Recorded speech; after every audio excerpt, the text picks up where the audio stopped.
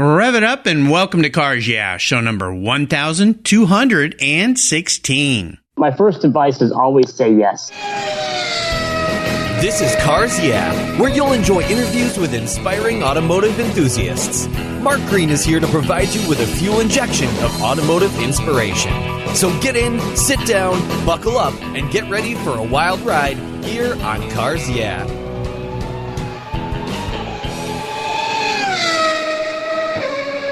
Hello, automotive enthusiasts. I'm revved up and so excited to introduce today's very special guest calling in from beautiful, sunny, warm Marathon Key, Florida. I wish I was there with you today, Dave Dusick. Hey, Dave, are you buckled up and ready for a fun ride? Absolutely, brother. Let's do it. All right.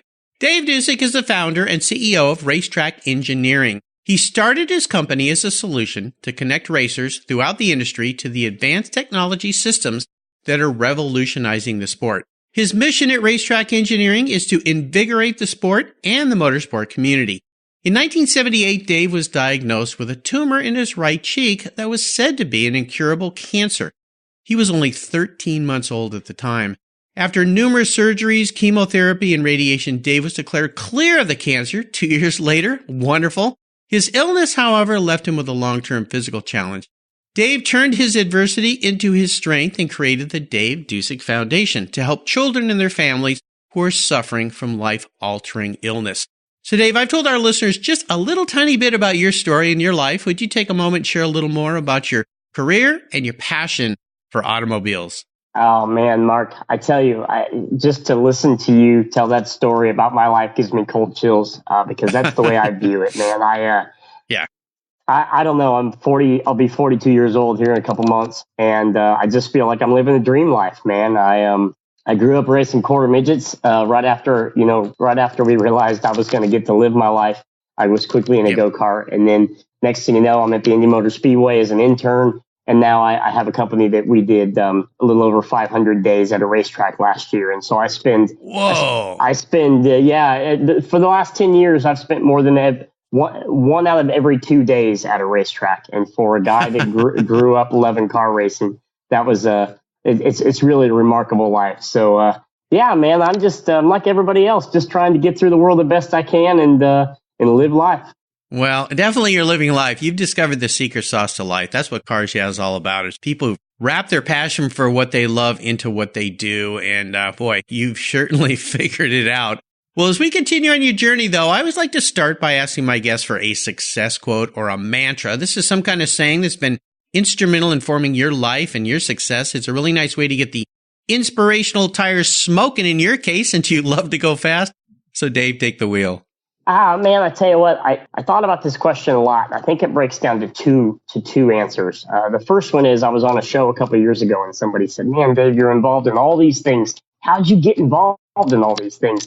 And I laughed and I very candidly and honestly answered, I just said yes. When the phone rings and they said, "Hey, Dave, can you do this?" I said yes. So my first advice is always say yes. If it's something that interests you or something that you have a passion about, don't worry about the details. Just say yes and figure out the details and work hard, and you'll figure it out along the way. The second one is really important to me. We have a mantra at RaceTrack Engineering called, "If the industry thrives, we too shall thrive." And basically, the theory is that if you're doing good in the world will take care of you. And whether that's a community like the motorsport community or even what we do with the Dave Dusick Foundation, when we have a Dave Dusick Foundation event, our goal is not to raise money. That will happen on the backside. Our goal is to throw the best party we can throw. And our goal is to have people have the greatest time they can have. Because if people are having fun, then the fundraising will happen on its own organically. But you got to focus on the core values. And so if the industry thrives, we too shall thrive. Meaning, if you make the world around you better, then your efforts will be rewarded in the end. And so those are two things that I kind of live by. These days, I'm so busy, I don't always get to say yes anymore. But when I can, I take the chance to do so. Well, I'm sad. I'm glad. I should say I'm glad you said yes to me when I invited you to be on this show, because what you're doing in so many ways is so inspirational. And there's two things you've touched on here that are really key to me. Sir Richard Branson, very successful business guy, has a quote about saying, if someone asks you if you can do something, say yes and figure out how to do it later, even if you don't know how to do it. So you're in tap with a very, very successful businessman there, which is awesome. But more importantly, was the second part of what you talked about. And I tell you, I've talked to over 1,200 people now on cars. Yeah. And if there's one thing I've learned, we are best as human beings when we are giving back to others, whether we know it or not. That is when we are happiest, and that is when we are at our best. So again, Mr. Magic here, you figured out the secret sauce to being happy, being fulfilled, is giving back to others, and that's what you do. So I love it. Would you agree with that sentiment? Oh man, absolutely. I have something I call the power of positivity, and I believe that if you give love, you get love tenfold. And I'm very, very blessed to be surrounded by a community, a motorsport community full of people that show me love every day. But more importantly, whether it's the guy at the gas station or the front desk clerk at the hotel that I'm in here in the Keys, if you give people love, if you are kind, people give that back to you in spades. And what you get is you get great days. I've got friends all around the world that are random bartenders or random people I've met here and there because people want to interact with good people. And so if you put yourself out there, man, you'll get it back tenfold. And I'm grateful to the power of positivity is very strong in my life, and I'm grateful for that. Awesome. Great way to go through life. Well, I knew you were going to be an awesome inspiration today, and that's what I love, having people here that are inspirational. Well, let's go back in time a little bit here in your story, and tell me about a story that instigated your passion for cars, for racing. Is there a pivotal moment in your life and you knew, you know what, I'm a car guy and I'm going to be a car guy forever? It's funny. There's so much that's happened in my life that it's really hard to think about an answer to that question because it's just been ingrained in me for as long as I can remember. But the truth is, it goes back to just probably a few days over 3 years old. We had made it through the cancer process, and at least the hard parts of the cancer process. And my dad had an old family go-kart. And, what in the world possessed my dad to put me in a go-kart at 3 years old is beyond me. But I guess when your kid beats an incurable cancer, you're like, whatever. He can do anything. Yeah, exactly. What else could happen? Yeah. So, I remember driving the go-kart in grandma's backyard at 3 years old. And then amazingly, in the spring of 1982, I was 5 years old and we started racing competitively in quarter midgets. And so cars and driving race cars and being at the racetrack and working on cars, people think that race car drivers just go to the racetrack and show up and drive in circles. Man, our life was very simple, Monday we unloaded the trailer, Tuesday, Wednesday you prepped, Thursday you got it back on the trailer, and then Friday, you were ready to go off for the weekend. And somewhere in there you had to cut grass and do laundry and do all the other things that families do, So it's been ingrained in me. But I really would say that the first time I strapped that helmet on in my dad's go-kart in my grandma's backyard, I think there's a picture, an old picture of me, and the smile on my face shows that I was hooked for life. So here we are. Awesome. Here we are. Yeah, here we are. Look what he never thought what he was going to do at that point for the rest of your life. But what's tremendous to me about that story is your dad's spirit. And yeah, they're right that he said, wow, we've been through some incredible things. This guy needs some kind of a release or some kind of a excitement to say, hey, life is full of better things. And here's one of them. And wow, that certainly stuck with you. Well, I always like to ask my guests this question about challenges and failure. Certainly with your illness when you were so young, a mega challenge, and it's created challenges for you in your life going forward.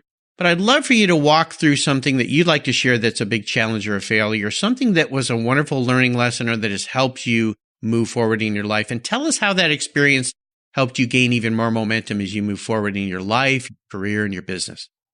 Mark, there's probably 50 answers to this question I could give you right off the top of my head. I'll bet, yeah. As an entrepreneur and and the owner of a not-for-profit entity, I face challenges every day. But there's two or three that come to mind, and I tell you, I think my answer is going to change a little bit. When we talk about challenges, I've kind of become a guy that's able to face challenges pretty easily and not even view them as challenges, right? They just become routine. It's much like a person who works out And they're so strong that they can just power through things, and it's just normal. You and I would be trying to do 15 push-ups and out of breath, and this guy just does them without even thinking about it, right? And I think that goes back to this idea that I'm different looking. And it's something that's happened over time.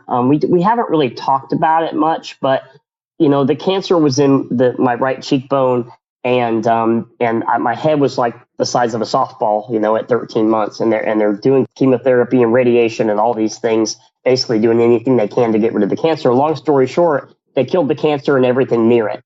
As I grew into an adult, what happened was the affected areas basically didn't grow at the same rate as the rest of my body, and so that created what we call me the crooked face kid, right? It created a funny looking face. My right cheekbone and parts of my face didn't grow. So there's this lack of symmetry, if you will. And it happened over time, which made it easier to sort of swallow and just evolve into. It wasn't like they came in and took a chunk of my face out. It just happened over time. And so to get to the point, I think I've learned that when I walk into a room, I know I'm different. And if you've never seen me or you don't know me, there's this immediate sense of uncomfortability, or just not necessarily uncomfortability, but like, hey, who's this guy? What's this all about? That sort of thing. And what's the story? Yeah, exactly. And for a lot of my life, I never thought of it. But then as I've grown and matured and gotten older, and I've got a lot of mentors who really put their arm around me and helped me through life, and they've helped me see things from the outside perspective. What I've learned is when I walk into a room now, it's my job to put people at ease. And I realize that if you don't know me, I have to quickly let you know that, you know what, I'm different, but I'm okay. I'm quote unquote normal, which I don't really ever want to be normal, but you know what I mean? And, and it's something that to be honest, I live in a community, the motorsport community, a car racing community, where I literally have thousands of friends, and they all love me. And on a daily basis, nobody thinks anything of it. You talk to my friends and people forget that I'm funny looking, right? But then anytime I go somewhere new or something happens, sometimes there's this reminder, and I think it's something I'm probably the most proud of, and it's something that I want. It's part of the reason we have the Dave Dusick Foundation, and it's something I want to continue to try to drive towards, is really helping people realize that we all have insecurities and we all have our own version of our funny face, but not everybody wears it on their face like I do, right?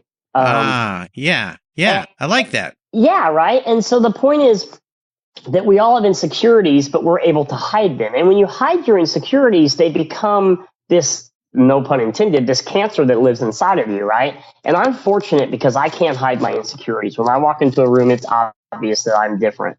And I have to face those head on. Again, no pun intended. Yeah, sure. Nicely said, my friend. So when it comes to challenges, and I hope that doesn't sound egotistical or arrogant by any means, because I don't mean it to at all.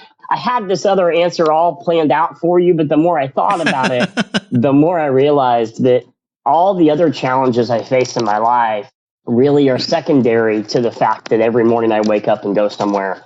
And I live with this, and I'm totally cool. I tell people all the time, there is nobody in this world I would rather be than me. I am grateful for my life. I am grateful for the chance to live it. And I'm really grateful for the fact that I am different, because it allows me to really use this difference as a tool and hopefully do something positive in the world, right? Like it's almost like my Superman cape, it makes me special.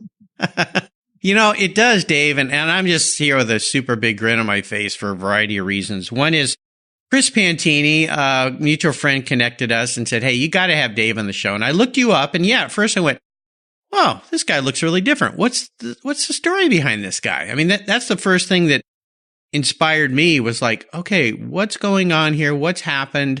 He looks different. Everybody looks a little different, but he looks really different.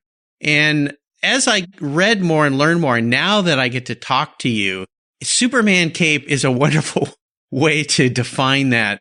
And what comes to mind is I'm reading a wonderful book my son Blake gave me for Christmas by Jordan Peterson called The 12 Rules for Life, an Antidote to Chaos. I'm up to chapter 4, and it would take way too long for me to go and explain all this, but I'll just say, if you haven't read this book, you should get your hands on it. I think it's a fantastic book, and it refers in the first couple chapters to some of the things you're talking about, how we hide our insecurities. and what a detriment that is to our life and what a detriment that is to us. And the fact that you've spun this potential catastrophic situation, meaning could have killed you, not to say it wasn't catastrophic, but turned it into something very different is truly inspiring.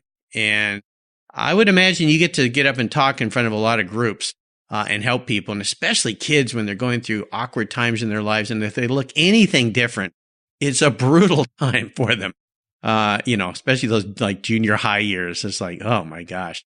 But awesome story. I'm glad you went down that path. That is really cool. And again, a shout out to Chris Pantani. Wow. Goosebumps on my arms. I'm glad you brought up a guy like Chris Pantani. Because the thing that's really important to note is that the only thing that allows me to be me is the people in my life. If you act a certain way, or you are a certain way, or you do something and people support it, then it makes you want to do it again. The thing that's really important for me is the fact that my self-confidence comes from the outside world. It comes from inside as well. But the love and I have such a huge safety net of people that I know when I have a bad day. We had a little bit of a situation a couple months ago, and guys like Chris Pantani, where there was just some people who misunderstood the way I looked. And social media can either be a great thing or a bad thing. And I am blessed in that my social media is my love. It's my safety net, and when I have a bad day or something happens, I'm willing to share it with the world, and the world comes back tenfold with love. And so nice. It's really, really cool. So I don't want to go down too far of a rabbit hole on this, but I tell you what, again, no matter who you are, we all have insecurities, not just 12-year-old kids, right? At 40 years old, especially with social media now, we all have insecurities. And, yes. If you can face them and really be honest with yourself, it's just amazing how much better you can make your life if you don't let those things rule you. Well, I'm going to use you as a huge inspiration. I just launched my first TV show, Cars Yeah TV. Awesome. And talk about having anxiety of being in front of people on television. It's easy when you're behind a microphone, because nobody has to look at you. But yeah, it's been fun. But I'm going to use you as my inspiration next time I have any kind of concerns about, oh man, how do I look, or how am I acting, or what am I doing here? I'm just going to think about Dave. You'll be fine. Okay? Well, that's what it can always be worse. Yeah, definitely.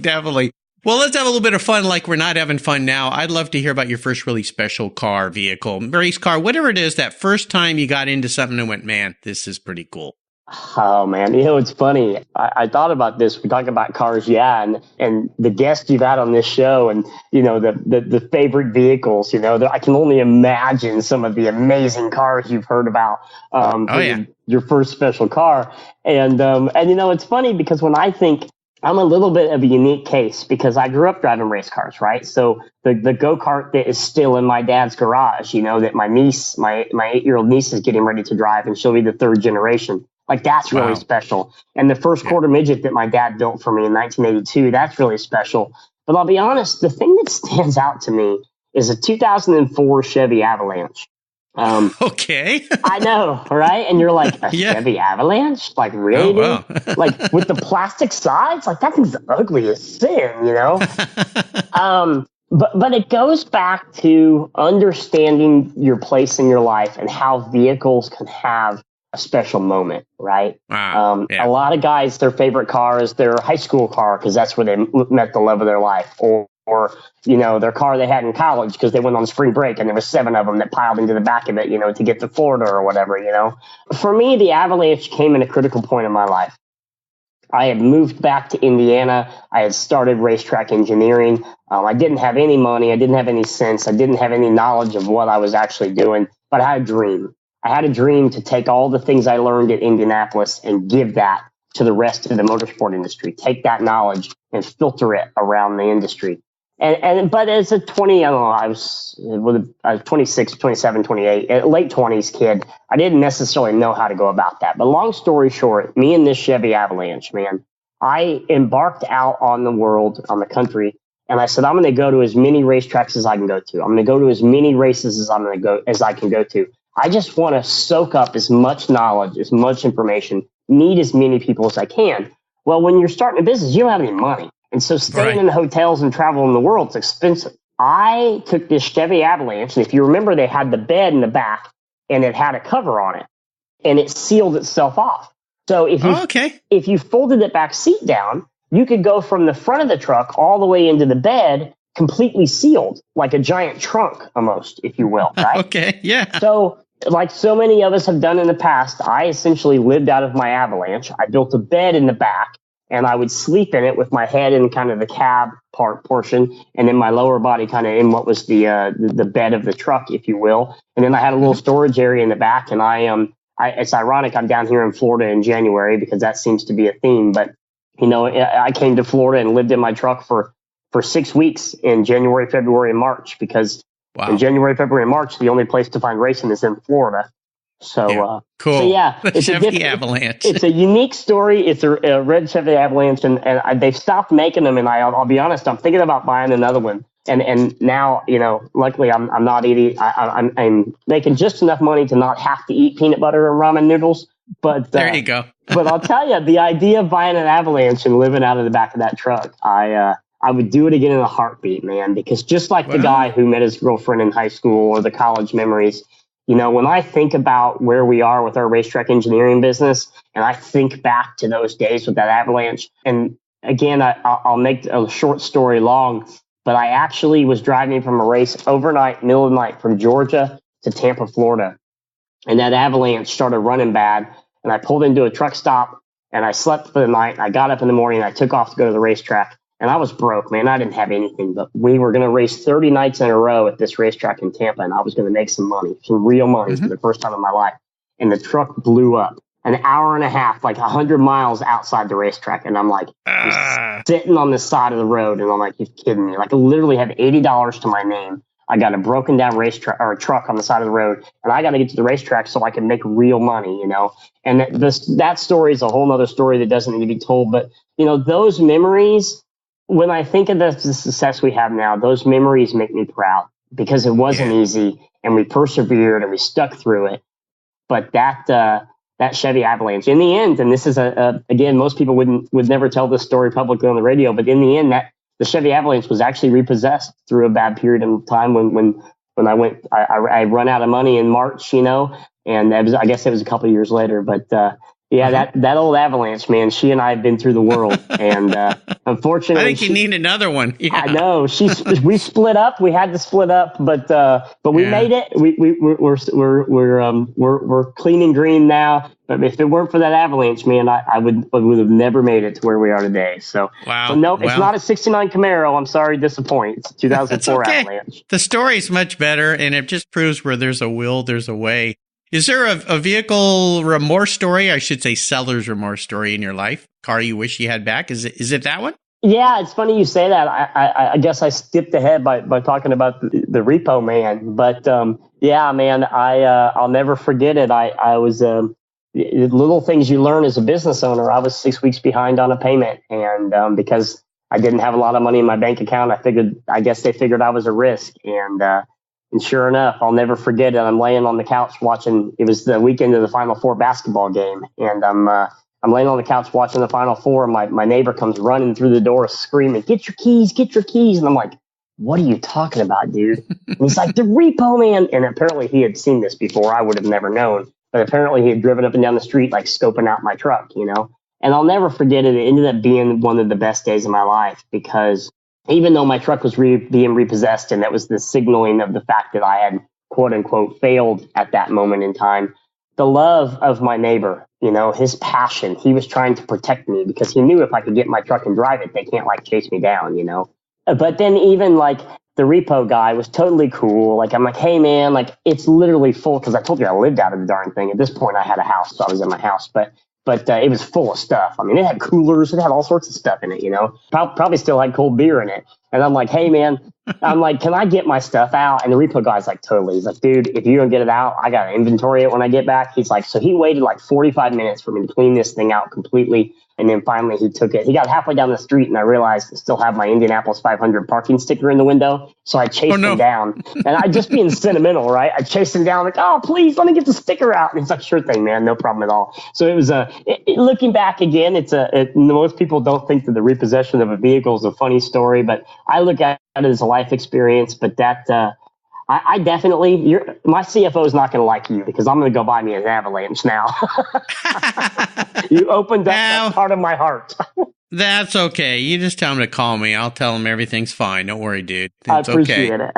Yeah. Well, I'd love for you to share a little bit about the Dave Dusick Foundation, because this is a really important thing, how you've learned to give back. Again, we go back to that story of the importance of giving back. So what do you do with the foundation? How do you help people? The foundation is another one of these projects where, I'll be honest with you, I'm not really that smart. I don't have these grand plans and say, I want to do this and this is what it's going to look like. And then I go do it. I just kind of, something happens and I have an inspiration and I follow my heart. And the Dave Dusick Foundation story is so fun. And it goes back to this whole idea of just saying yes. A buddy of mine showed up at the bar one night with a shirt that said, I know Dave Dusick. And the whole idea is, to be honest, I think was to make friends, was to kind of just to be a joke. And we used it as an opportunity to, let's just be frank. We used it as an opportunity to talk to girls, There you go.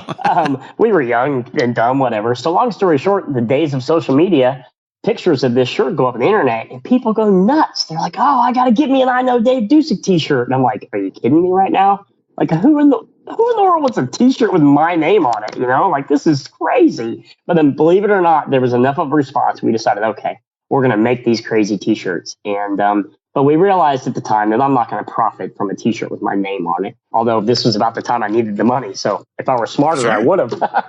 I might still have that Avalanche. But again, doing the right thing. We decided that if we made any money from the t-shirts, we would give them to Riley Children's Hospital. Riley Children's Hospital is the hospital that I credit with saving my life. It's a tier 1 children's pediatric institution in Indianapolis, Indiana. It's right along the lines of like a St. Jude or something like that. They're just remarkable in amazingly enough in Indianapolis, Indiana. But so fast forward, we sold some t-shirts. We've sold thousands of t-shirts throughout the years, which is still crazy to me to see a t-shirt with my name on it. But but in the end, we formalized all that and created what is now the Dave Dusick Foundation. And right.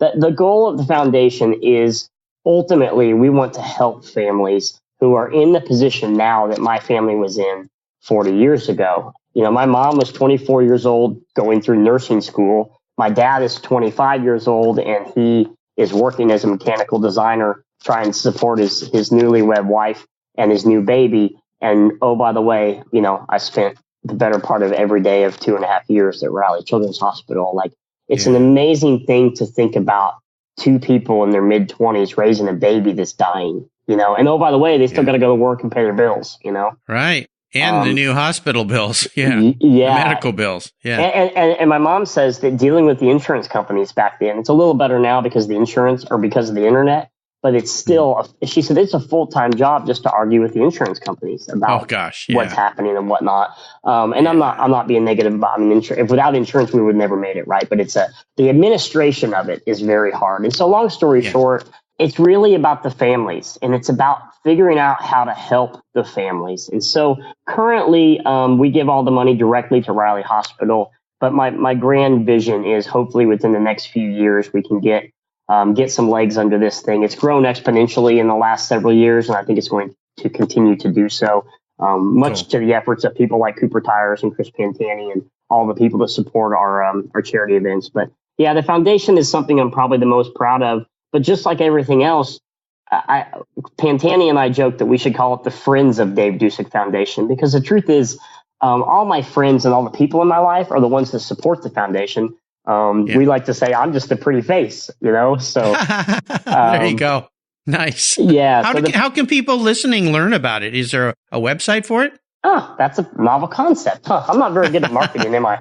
Yeah. So you can go to davedusickfoundation.org, davedusickfoundation.org, or it's more fun just to type iknowdavedusick.org, and Dusick is Dusick. So iknowdavedusick.com. Dusick. Yeah.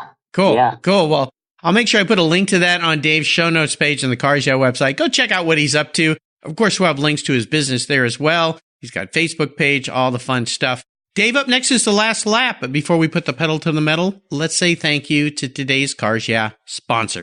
Do you know the best way to protect your vehicle, both the exterior and the interior, is with a car cover. I've been using Covercraft car covers since 1975. That's right, 1975. It's a fast, easy, and inexpensive way to keep your vehicle looking new. Covercraft has been manufacturing premium quality exterior and interior covers for over 50 years with a stellar reputation for durability and design.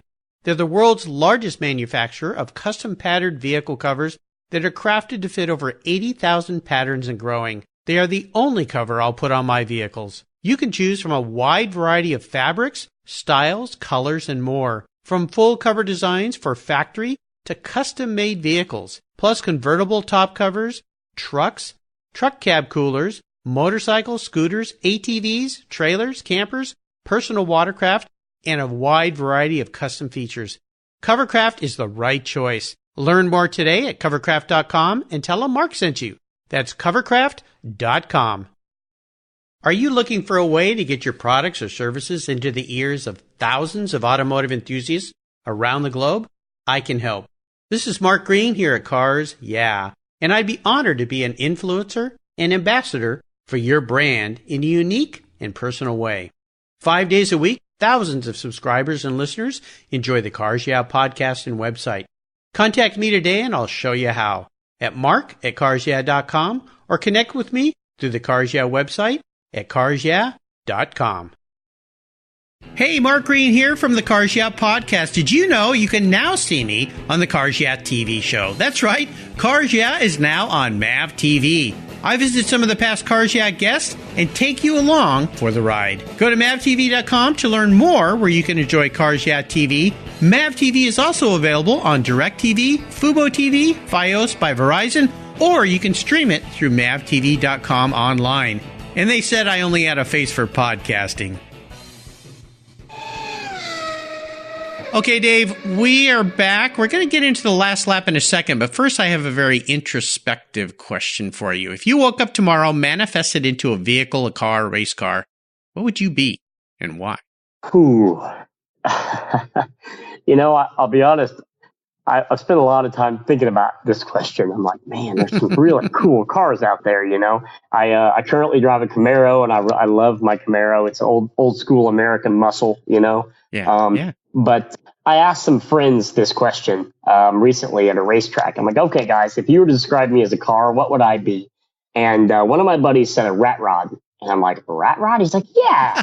He's like, because it's unique. It's one of a kind. It's not production. There's nothing normal about you. It's a one of a kind, and you can't go to the store and buy parts for you. That's for darn sure. It's a unique creature. And my family would say that it's God's work. But regardless, I definitely think I'm a one-off. I'm not going to say I'm a hot rod because that sounds a little blasphemous. But yeah, definitely like a rat rod. I'm something somebody cobbled together in the garage, and it doesn't look like much running down the road, but she'll run like a son of a gun if you put your foot in her. And pretty darn cool too. Well, you got an awesome friend there. I think you're the first rat rod on Cars Yeah, which is pretty incredible after 1,200 plus guests. A rat rod, I like that. Nicely done. I'm not surprised, but there's probably not a lot of Dave Dusicks out there running around right now. So yeah, you're one of a kind. You're one of a kind, Dave. Well, I'm going to fire off a series of questions and ask you to give our listeners some very quick blips of that rat rod throttle. So here we go. What's the best automotive or racing advice you've ever received? Really simple. I was a young kid. We were working on my quarter midget. My dad was rebuilding the motor, and I was trying to help, but I was maybe 7 years old. And I'll never forget, it gets the whole thing put back together, and I don't know how. I was probably messing around, but I dropped a bolt back down into the cylinder. Yes, right. The whole thing's put back together, heads on, everything. And I dropped this bolt down into the cylinder. I was probably playing around with the spark plug hole, who knows, whatever. Mm-hmm. And instead of getting mad and screaming at me, which I probably deserved, he just looked at me and laughed and said, "No problem, man. It's just parts. It's just metal. It's nothing. It's just parts, it's just parts. So yeah. Even my Camaro, I love my Camaro, but it's just a car. It's just metal. Like if it gets crashed, it gets crashed. We'll just go get another one, It's just parts. Nicely said. Would you share one of your personal habits you believe has contributed to your many successes over the years? So my COO, who also happens to be my sister, said this about me the other day. And at first I was like, wait. And then I realized she was right. She said, Dave's not that smart. He just works really hard. And I was like, is that a compliment? Kinda, sorta, maybe. I think that's the point. Be passionate and be dedicated. They're never going to have it all figured out. But if you want it bad enough, you can figure it out. And so stick to it, stick to your heart, follow your heart, and do whatever it takes, and you'll get there. Just work hard. Now, how about a resource? There are awesome resources these days. Is there one you'd like to share? All of our online digital media from DaveDusick.com is kind of the umbrella. From DaveDusick.com, you can get to RaceTrackEngineering.com. I know DaveDusick.com, and of course, all of our social medias. I live a pretty good life, and I share a lot of my life, including pictures of my perfect bay view here in the Keys right now on social media. So if you want to come along for the ride, join us on social media. It's at Dave Dusick on all of the channels, Insta, Twitter, Snapchat. What's the other one? Facebook. Pick one. It's out there somewhere. Yeah. Now, if I could wave a magic wand and arrange for you to have a drink with anyone in the automotive or racing industry, living or deceased, who would that be? Oh, man, I tell you, I'm fortunate to almost get to live that life, right? Like I spend every Saturday night having a drink with some of my heroes. But I'll be honest with you, I think I've already done it. I was sitting in race control at the Indianapolis 500 one time, and I was in the room by myself. Rick Mears came in and sat down with me. Rick would like to come in and hang out with me because it was quiet. And we could just talk about racing and nobody bothered him. Well, he's in there, and the next thing you know, Alan Sr. walks in and he's hanging out with Rick, you know? Wow. And then you throw on top of that, they must be texting each other or something. Now Johnny Rutherford walks in and sits down and starts talking to me. I've got 4 Indianapolis 500 wins with Al Sr., 4 wins with Rick Mears, and 3 wins with Johnny Rutherford. So you've got 11 Indianapolis 500 wins in what is arguably the heyday of the Indianapolis 500 in American motorsport, right? And they're sitting there, and at this point, like, they're having their own conversation, and I'm just sitting there doing my little job, working these cameras by myself, you know? And it was unbelievable to listen to these guys tell their stories. And because what it did was it took my heroes and it made them mortal. And and we weren't drinking any beer, but man, I wish we were. But to listen to the stories these guys tell, I don't know that I could create a cooler experience in my imagination. No. So that memory will live with me forever. No doubt. Wow, what a fortunate day. Well, how about a book? Is there a book that you could refer to our listeners that you've really enjoyed reading that inspired you? Oh, man, I read a ton of books. The older I get, the more I read because I can learn so much. One day I hope to write a book. So if that ever happens, that's going to be the book I recommend. Okay. But you let me know when you have that ready. I'm working on it. That's one of my pet projects that my executive team's not very fond of. They're like, you have to do the work you need to do, not the work you want to do. Exactly. One of my favorite books of all time, motorsport related, is Chris Economaki's book called Let 'Em All Go. And if you don't know Chris's story, man, Chris is what we call the dean of American motorsport. He started selling papers as a kid in New Jersey at a racetrack. In 50 years, he became the editor of Speed Sport magazine. And in those 50 years, man, he saw this sport go from a bunch of hoodlums running cars in circles to what it is today. And in this book, he talks about the evolution of the sport and about all of the jobs he had throughout the years and how he helped promote the sport and how the sport grew and evolved. And it's just a really cool, like, history lesson about the sport of auto racing in our country and how it grew from the guy that literally saw the whole thing unfold from the top down. You know, he was the editor of what we called the Bible. You know, growing up, getting Speed Sport News on Wednesday, that was the highlight of my week, you know. Chris Economaki, Let 'Em All Go. It's a great read. He's a great writer, and it's a fun book. A legend for sure. Well, listeners, you can find all these great resources Dave has shared on his Cars Yeah show notes page. Again, just go to carsyeah.com, type in Dave Dusick, Dusick. Now you can say, I know Dave Dusick as well. So here we are up to the checkered flag, Dave. This last question can be a bit of a doozy, but it's a fun thought. Today, I'm going to buy you any cool collector car, race car, whatever you want. I'm going to park it in your garage, but there's a couple rules of this game. One is you have to drive it and enjoy it. I don't think that's a problem for you. Secondly, you can't sell it to buy a bunch of other toys with. So if you pick the most expensive car on the planet, you got to live with it.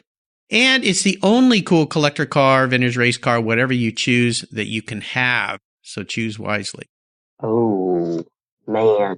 You know, I just rode in an Uber last week that was a Tesla, and I was super impressed. I I'm a car guy, and I grew up, and I was really pushing against this electric thing, but I'm really starting to come around. One of my best friends, Scott Elkins, is the race director for Formula E, and he talks about the success of Formula E, and his Teslas are awesome. But man, my biggest concern being a technology guy is if I get a Tesla, it'll be outdated and coming up. That's why most people choose a classic or collectible car with this question, but I'll buy you whatever you want. I was going to choose a Tesla, but I'm not. You know what? I want a USAC Silver Crown car. And if you're not familiar, a USAC Silver Crown car is like an overgrown sprint car. It's an open wheel car that runs on both pavement and dirt. They have a 360 cubic inch motor in them. But the thing I love about the Silver Crown car is it's like the last untainted form of American motorsport, right? It looks like the roadsters sort of the glory days of the Indianapolis 500. It doesn't have a lot of wings and BS on it, but it's just pure raw American horsepower. It's got like a 55-gallon fuel cell in the back because they run 100-mile races without a pit stop. It's got this big, huge right rear tire on it that you run the whole race on one tire, so you got to learn to manage the thing. It's raw American racing. You just get in the car and it's just you with a whole lot of motor, a whole lot of fuel, and a whole lot of tire, and you got to go 100 miles. And when you think about timeless, the Silver Crown car will be absolutely timeless. So let's get me a Silver Crown car. Let's paint it up. And to honor my dad, we'll paint it up to match my 1982 quarter midget, and we'll hand letter the numbers, and we'll go racing. That sounds like fun. Well, you know what's neat about this? You are such a unique individual. That is the first time anyone's ever asked for that kind of vehicle on this show. So that makes you even more unique and special, Dave. You have taken us on a wonderful ride today, my friend. I've really enjoyed getting to know you better. I want to thank you for sharing your amazing journey. And I wondered if you could offer our listeners a little parting piece of wisdom or guidance before you rip off down the track in that USAC Silver Crown race car. Oh man, I think it's simple, and it goes along with kind of where we started, and we'll come full circles. Be the best you. Not everybody has a crooked face, but we all have the things that make us unique.